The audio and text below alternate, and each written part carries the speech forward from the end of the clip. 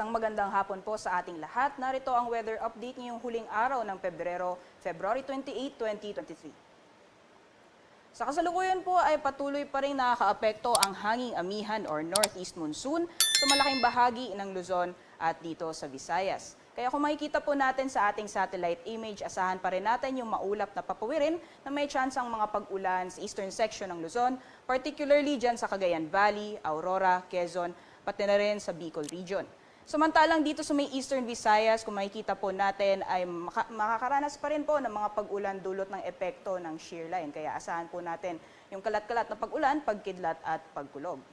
Para naman po sa nalalabing bahagi ng ating bansa, kasama dyan ang Metro Manila, magiging maaliwalas sa ating panahon or bahagyang maulap hanggang sa maulap na papawirin ang ating aasahan, liban na lamang sa mga tsansang may hinang pag-ulan dito sa Luzon. Samantalang sa Mindanao area ay may tsansa pa rin ng mga isolated rain showers or thunderstorms. Dulot naman yan ng localized thunderstorms, usually sa hapon o sa gabi. At magandang balita ay wala naman tayong minomonitor na low pressure area o bagyo sa loob at labas ng ating Philippine Area of Responsibility.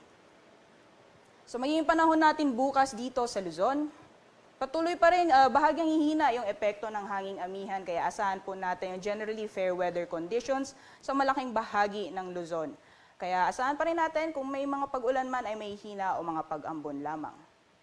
Agwat naman ang temperatura sa lawag, asahan natin maglalaro mula 23 to 32 degrees Celsius. Sa Tugigaraw naman 23 to 31, Baguio City 15 to 24, sa Tagaytay 22 to 30 degrees Celsius, Legazpi City 26 to 32 at sa Kalayaan Islands pati na rin sa Puerto Princesa maglalaro mula 25 to 32 degrees Celsius, samantalang sa Metro Manila 25 to 32 degrees Celsius. So magiging panahon natin sa Kabisayaan pati sa malaking bahagi ng Mindanao.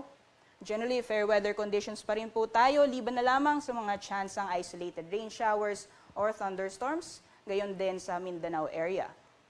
Asahan din natin yung agwat ng temperatura sa malaking bahagi ng Kabisayaan, maglalaro mula 25 to 32 degrees Celsius, sa Zamboanga City naman 24 to 34 degrees Celsius, Cagayan de Oro 25 to 32, Davao City 25 to 33 degrees Celsius.